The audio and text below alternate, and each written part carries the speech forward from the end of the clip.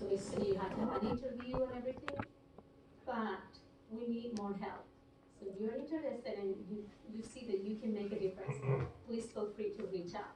Because the well-being of the community, the education of the community, how we live, is the responsibility of all of us. It takes a village to make the village better. So these are some of the things that we're looking for and that you can help us with. We're looking for events in the community where we can have a voter registration table, or we can have some kind of representation from the census. We are going to discuss some of these ideas with Victor, that he is here, and he is the partnership specialist for the census, so he's going to help us figure things out. We also are looking for, like I said before, if you know of a church or anyone that is teaching English, it's free, pass the information to us. There is, and I hope I'm okay saying this, there is some money for marketing. So this is when the media comes in. This is when we need you to, hopefully I gave all of your contacts to the person in charge of the marketing through the city. So I make sure that you are the ones, all right? I will fight for you to be the contact for the to the families or to the community. I want those of you that are trusted in the community to be the ones presenting the message. We want to do videos. We want to do education, provide education about the census, voter registration, whatever it is that is needed. We need to use the media for that. And I hope, when I gave the contacts, I hope that they were passed to the right company, right? And could you please remind me the name of the company? Me? Yeah. Yeah. I'm sorry. Maybe that's okay. I couldn't remember. Would you mind? What is the name of the company that if someone receives an email or a phone call from them, they will know? Yes, my name's Dawn Lockhart. I'm the Director of Strategic Partnerships for the Mayor's Office, and the Dalton Agency has received the marketing contract in order to provide advertisement and campaign efforts for the census. And so I provided to them all of the contact information that you provided to me, and a member of our public affairs team should be here momentarily to talk more about that. Thank you so much. You're welcome. Sorry. Thank you. That's okay. So if you receive an email or a phone call from that company, you know that it's coming from here.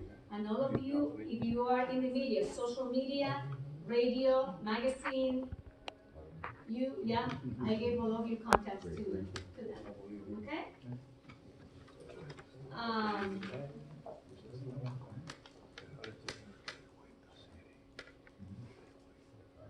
When we start our census series in Facebook, we are gonna ask you to please share the posts if you can. So these posts to everyone. If you don't know our page, it's City of Jacksonville, Mayor's Hispanic American Advisory Board. So please. MHAABJAX. So please make sure that you like the page and you share the information. The goal of that page is to educate our community. It's not only going to be the census, and it's not only going to be events or registration. We want to take it up a little bit and share there things that will benefit the community and that will make a difference in the life of the people that live in Jacksonville. So, and please, we need your help. You are the arms of the community. We need your help, and that's why you are invited here today. I'm going to give the time to Victor Cora. He has some things to discuss with us. And after that, we'll have some discussion on how we can approach this. As you know, the census affects Medicaid, WIC, hospitals, roads, schools, lunches for kids. So this is why I want to emphasize today the census.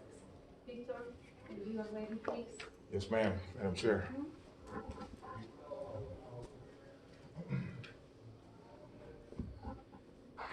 Do I don't need the mic, do I?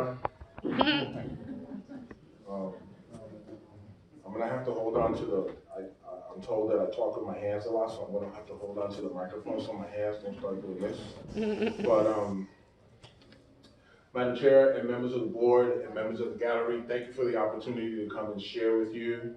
And I'm glad to see that our leadership has come together because we're getting ready to probably gonna be one of the milestones and one of the biggest moments in Jacksonville.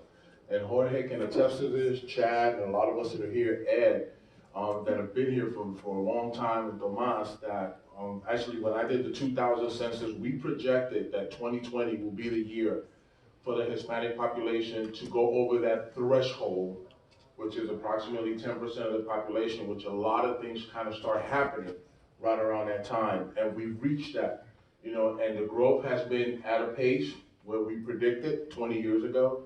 And here we are, and I'm excited to be a part of this initiative because whatever we set as numbers will be the numbers that we're gonna have to live with for the next 10 years.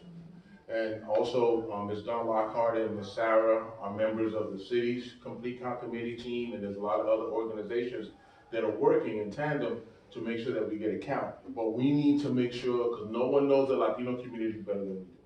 We know where they're at, we know what they're thinking, we know what their apprehensions are, and we are the trusted voices and the stakeholders that they're gonna listen to in order for us to be able to have a complete and accurate count. I bought some folders, don't have enough for everybody, but I kind of want to share so you can get an idea as to what it is that I just want to discuss today. I want to keep it very simple and down to the roots level. Everybody knows the importance of the census, for appropriation and for funding. We have an opportunity here to make sure that Jacksonville surpasses 10% of the Hispanic population. But what I really want you to leave here with is an understanding as to how the census is going to reach our Latino community, what the form looks like, some of the apprehension, what the invitation looks like so that when people receive it in the mail, they'll know exactly what they're gonna be getting.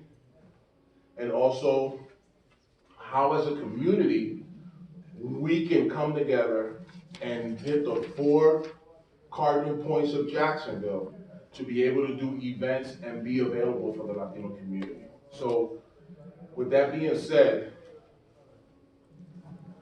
can you do me, I'm gonna ask people to just share, Tanya, can you have just those green folders? Okay. So, around the 12th of March, 95% of the households are gonna receive a census form. 95% of the household. The other 5% are either gonna have it delivered by, you know, gonna have it delivered by a postman because they live in P.O. boxes. All right, but 95% of the households are gonna receive a census form. In that is gonna be a letter. Gonna be a letter like this. All of Jacksonville is gonna be encouraged to participate in the census online because for the very first time, you're gonna be able to go online, pick up a phone, or fill out your form. Jacksonville is that geographical footprint where we're encouraging the population to fill out the census online. And you're gonna get 3 reminders to fill out the census online. And then on the 4th reminder, you're going to get a form. All right, so March 12th, between March 12th and March the 20th, you're gonna get an invitation to participate in the census. If you don't wanna be bothered by somebody knocking on your door, just fill it out, answer the 9 questions, and be done with it. And those 9 questions, as you'll see in this form, include name, address, date of birth, sex, marital status, ethnic group, and where you're from. That's 9 questions. That's for everybody in the household. Now, people ask me, Victor, why do they want to know? Why does the census want to know all this stuff? And the reason why the census asks all this information is for future planning. The reason why we ask your age is to find out how many people are going to be getting Social Security down the road. The reason why we ask date of birth and age is because some folks may give a wrong age with the right date of birth. All right. The reason why we ask for sex, male or female, is because there are programs that are specific to males and programs that are specific for females. I'm encouraged to know that Jacksonville is a young city. Jacksonville's mean age is 37 years old. 36.9 years old is the mean age of Jacksonville. We're a young city. So we're a haven for insurance companies because insurance companies come to Jacksonville and they have us long term because we're a young city. So the census asks all these questions because they want to plan for the future. Social Security, veterans benefits. They want to make sure that for our voting rights and voting acts right, that everything that we're supposed to have in our community, we have it. So they're asking these simple questions. The census is never going to ask you for your Social Security number, your bank account. The census is not going to ask you what political party you're a member of, and the census will never ask you for a donation. And we're not going to call you. We're only going to call you if you fill out the form and we have a question. But you would have had to have filled out the form. So if somebody calls you and says they're from the census and you haven't filled out the form, hang up. We got to count 325 million people across the country. We're not calling anybody. And for the first time, you're going to be able to do it online. The application is going to be mobile friendly, so you'll be able to do it on a tablet, on your phone, on your laptop, any mobile device that will connect to 2020census.gov. You'll be able to fill out. Between the 12th and the 28th of March, you're going to have the first wave.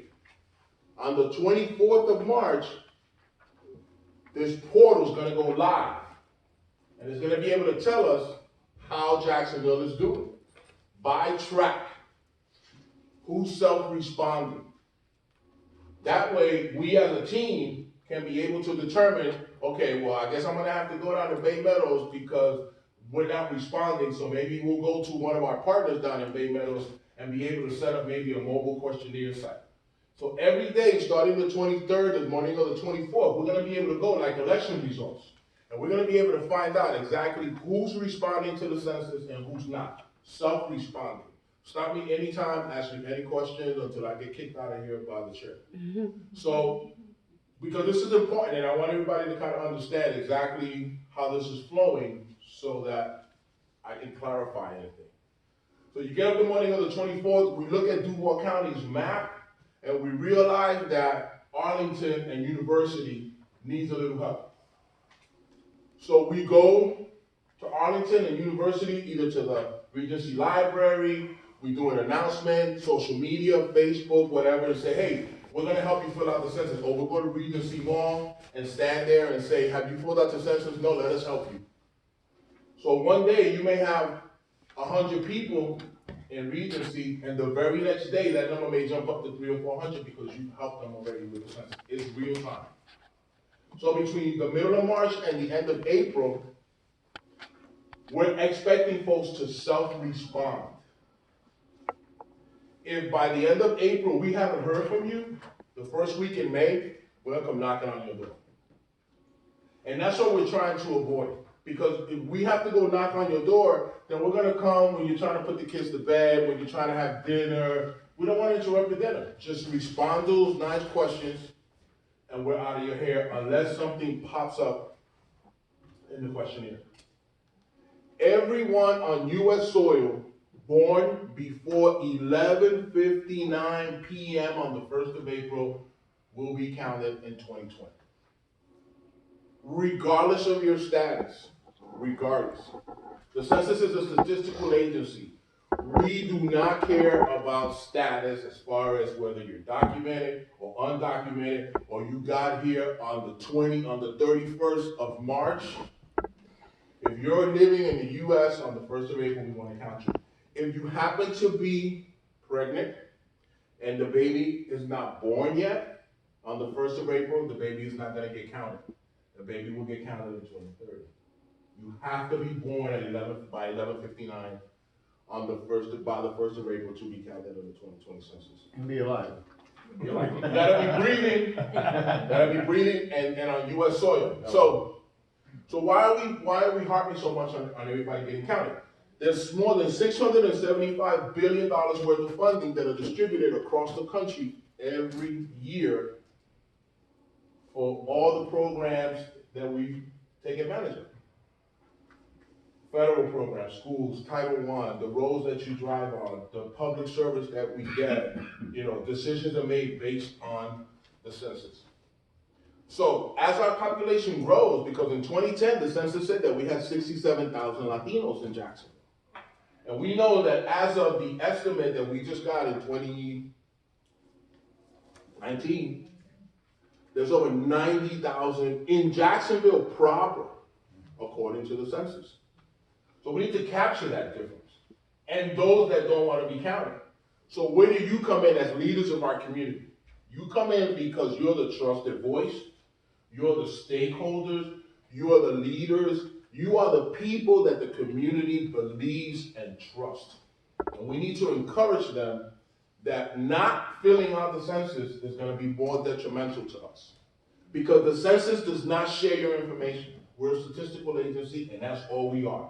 All we care about is ones and zeros. We're not going to send an invitation to Ms. Mariví Wright on 123 Main Street or Jose Trujillo and Calle Luna, Calle Sol. We're going to send an application and an invitation to an address. And then we're looking for the characteristics of that address. It could have been an African-American family living there the 1st of March, but a Latino family moves in there by the 29th. We want the characteristics of whoever's living under that roof. If your cousin's there, if your friend's there, sleeping on a couch on the 1st of April, we want you to count him. If you kick him out on the 2nd, that's okay. But if he's there on the 1st, we need him counted. We need the kids counted. We missed 1 million children under the age of 5 in 2010. 1 million across the country. That miscount follows those kids for 10 years. That means that from 5 years old until high school, I don't have enough equipment. I'm going to be on a waiting list. I'm going to be in overcrowded classrooms. I'm going to be in dilapidated schools. I'm not going to have all the programs that I need and the benefits that I need to be able to be a successful student. So we need to count our kids. So today, this morning, I saw the first census commercial locally here in Jackson today. So I was like hooping and hollering because finally our census commercial started airing here in Jackson. Why did we miss these kids under 5? We missed them because they were in split family homes. We missed them because they were with grandma. We missed them because they were with a cousin, and the cousin didn't think that we had to count them. We have to count them. Look in the closets, under the beds, under the tables, wherever the kids hide at, you want to count the children because this is about them, about their future. All right, so you're excited about it. You haven't got the information. You haven't got the invitation letter. Do you still need to fill out the census? Absolutely. You go into 2020census.gov and you put your address in, and we're going to take care of you. Because remember, it's by address. If you're experiencing homelessness, do you have to fill out the census? Absolutely. If you're living out of a car and you go in and you want to fill out the census is going to ask you, describe where you live. I'm living in my car on State Street, across the street from McDonald's. The census will capture all that information. A little bit of trivia. I get passionate about Latinos filling out the census because until 1930, Latinos weren't even included in the census. And then when we got put in the census in 1930, we were all Mexicans. It wasn't until 1970 that we were able to say we're Mexican, Puerto Rican, Central American, Latin American. So up until 1930, we didn't even exist. We were all white, or whatever the enumerator said we were. Because at that time, the enumerator would come knock on your door, they would look at you, and they would say, okay, you're mulatto, or you're this, or you're that. So now the census is self-reporting. So you get to report if you're white, you're black, Hispanic, and what country you're from.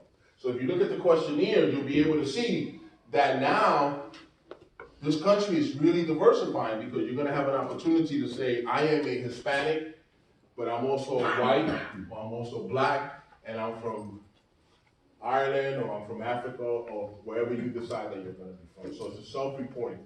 And then as far as your ethnicity, You know, the projection is that by 2060, there'll be 111 Hispanics in the US. And that's only gonna happen if we get counted. Any questions so far? Yes, ma'am. I have a question about the homeless population again. So I work with a homeless shelter downtown, and several of the women and their children live under one address. So how would they count that? Because you say you can only use one address. Well, you count them under that one address. Okay, so all of them, even though they're fill out individually. Reached out to the military installations, to the hospitals, to the correctional institutions, to assisted living facilities to start the enumeration process of those group quarters. Later on down the road, we're gonna reach out to talk to our partners that are dealing with our population experiencing homelessness, because you just had just-in-time count at the end of January, so that now the census is gonna come back to meet with those organizations that did the just-in-time count to be able to count the people experiencing homelessness. So all this is happening simultaneously, 325 million people we gotta count. A year from now, the numbers will come out, and the lines will be redrawn. New representation, new state representation, redistricting right around this time or a month from now. All right, so with all that being said, the way that this is an opportunity for everyone, every community, every organization to come to the table, because the census affects everyone. The lines in the sands are erased. What we have to look at is where we want our community to be. And you are the leaders and the stakeholders of this community. So how can we do this? We partner up with our faith-based partners. You know, the Diócesis de San Agustín. You have a few mega churches. You got Pastor Funes Church on the east side. You got Pastor Jaramillo's church on the west side. You've got churches on the north side, churches. You got Ed with his nonprofit reach. So we have the bandwidth and the partners that we can go to and say, we need to look at it strategically. When you look at the map that you have of the Hispanics by zip code, that's what we need to make sure that the first track that we look at is those tracks that are heavily populated by Latinos when the numbers come out. Because you're gonna have, from the middle of March until the end of April, we start knocking on the door, but the portal where you're gonna go online is gonna stay live until July 31st. So you're gonna be able to go online and help people until July 31st. Maybe we'll do a marathon on Chad Station. Maybe we'll do a marathon in La Raza. We gotta bring everybody together, because at the end of the day, we're all gonna benefit. When Ed starts writing proposals, when Chad and Jorge and Northern Media and Susana start writing their proposals, when we go out for grants, when everybody in this room decides that they're gonna go out and seek funding, whether it be public or private, the first thing that they're gonna look at is the Latino population. Has it grown? What's the makeup? What's it doing? So that we can support that initiative. Yes, ma'am. My concern and why we wanted to do this is because when you look at the community that is at a higher risk of not doing the census, it screams at you, the Hispanic community. So those are the families that have younger kids that don't speak English, that have several generations in the house, that maybe have several families living in the same house. So you start looking at all of the higher risk bullet points, and you can see, oh, well, the Hispanic community could fall in here, and in here, and in here, and in here. So the chances that our families will not register are very high. So that's why this is so concerning. And to Marie's point, and Mika, you may remember this when we did the Hope 2 event at Schultz. 33%, hey, you remember this, 33% of our Hispanic population is in kind of a limbo, are non-US citizens. So they're either residents or undocumented or are in a status that are not 33%. So when you think about that, you know, you look at it, we're hovering a little over 90,000 people. That's 33,000 people on the average that we have to make sure, and we have to get their trust. I just went to Mississippi. I was in Mississippi speaking to the people that were affected by the raids last August. Very humbling, but also a very good experience, because all people want to know is what is the difference between the census and everything else that's going on around you. And once you get a chance to explain it to them, then it's a little bit more palatable, because we don't share your information. You know, and then when we look at this, look at just 3 cities that are around us: Atlanta to the north, Orlando, and Tampa. These are cities that, and Jack can attest to this, these are cities that were just like us no more than 12 or 15 years ago. So it's our turn. They were sitting at 100,000 at one point. Now they're hovering at 800,000 Hispanics. They have all the programs, they got all the benefits, they have all the media support, they have the representation because they're being counted. We need your support. The city needs your support. I want to see this I want this event to be successful. This is what, now, and here's an opportunity for all the organizations to come together, sit down at the table, come up with a game plan, and that game plan could be 4 major activities. That game plan could be all the bandwidth coming together with one message saying the Latino community needs to get counted. Whatever you do, and whatever message, smoke signals, carrier pigeons, whatever you decide to deliver the message, it's important that the Latinos get it and they understand that they're investing in their own community. What do we have to do on April 15th here? We gotta pay taxes. Well, that's the same tax dollars that's being used to be funded back in our community for our hospitals, our schools, our Title I programs, our roads, everything that we benefit. You're paying for it. But if you don't fill out the census, the community's not gonna get the funding. Questions? Ma'am. Thank you so much. This is just exciting for all of us, and I'm sure the audience is so grateful to have everybody here as the first of our series for the Census 2020. I just have 2 questions. For hospital residents, those that are full-time living in a hospital, all kinds of hospitals, how are they registering? Who's responsible? How do we help them? The hospitals fall under the group quarters operation, which is the administration is at the hospital will count that particular population. They fall under the same as military installations, university dorms. If you have a child that's in a university and that's in a dorm, the dorm will count them. But if you have a child that's in a university and is living in an apartment, that person's gonna get an invitation to participate at the apartment. If you have someone that's in the barracks, military, the barracks will count them. Someone in a correctional institution, the correctional institution is gonna count. And then, thank you so much. My second question is, in the mail, is the information only sent by the U.S. Department of Commerce? Is it also sent by party affiliation groups?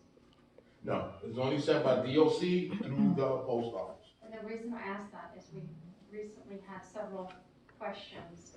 I had several questions, and I posed that it was coming just from the Department of Commerce, and they said, no, I filled it out and I sent it back to that party that sent it to me. The U.S. Census, the census, anything associated with the census is not gonna come from anyone but DOC. And it's gonna say Department of Commerce, U.S. Census Bureau. And this is person born and raised, speaks English, you know, doesn't speak Spanish, doesn't speak any other language, very well educated person. We have to get that information out there, that it is just from the. It's gonna be just from the census, because we're the only ones that are bounded by law to protect your information for 72 years of the day. We're the only ones that as soon as you give us the information, it becomes a number. So Chad can use it to make plans or to bring in a bigger station or whatever that he's gonna do for you to be able to look at when I wanna go for more money. Okay, same thing with iHeart. So we are not, the only thing that the census outsourced was the hiring of the folks that are gonna take the information over the phone, and that was through a company called Maximus. And they happen to have a call center right here in Jacksonville. We did not outsource, the census did not outsource the census, because we're constantly doing surveys. You know, there's a survey called the American Community Survey, and that's done, 1 out of every 6 households across the country every month will get an American Community Survey. And that's where they're gonna ask you, they may ask you their party affiliation, they may ask you how much you pay for insurance. There you're gonna be able to get some other more what you consider to be intrusive questions. But the census, it's only gonna ask you 9 questions, and they're right there in front of you. This is what's been approved, this is what's been tested, and this is what you're gonna get, whether you go online or you get it by mail. Yes, sir. Yeah, to the share. Victor, I do a lot with low-income housing projects and complexes, and there's a couple I'm thinking of that have a high Hispanic population in those. Do they do the same project process independently because they're 55 and over, but some of those folks have disabilities, or do they get reached out through the property managers? If they live independently, okay, and it's not an assisted living facility, they will get the invitation to participate in the census. We're working with a partner, the Deltas, the fraternity, that is actually partnering with us to be able to go to a lot of these assisted living facilities, because you have two kinds of residents living in some assisted living facilities. You have the ones that are independent, and then you have the ones that have in-home care and stuff like that. So, to answer your question, if they do get it in the mail, then they will be asked, they have to fill it out. So maybe a relative can help them fill it out, or our organization could partner up with maybe a healthcare group or volunteer group to do maybe a census day where we go out in the community and help folks fill out the census. Pick a couple of specific ones. For the Latinos, I think there's one on Toledo Road. There's an assisted living facility in Toledo Road, and Jose knows where most of them are at. And we could be very strategic with the outreach so you're not burning yourself out. And be very, very strategic as to, you know, that there's some areas that people are gonna fill out the census, but you know there's some areas that they're not, and we're gonna have to help them. Yes, sir. On the assisted living facilities, what are you calling those? What's the quantity of people? Because for our code, you have a 1 to 5 and then a 5 to 16 before you make it a nursing home. Gotcha.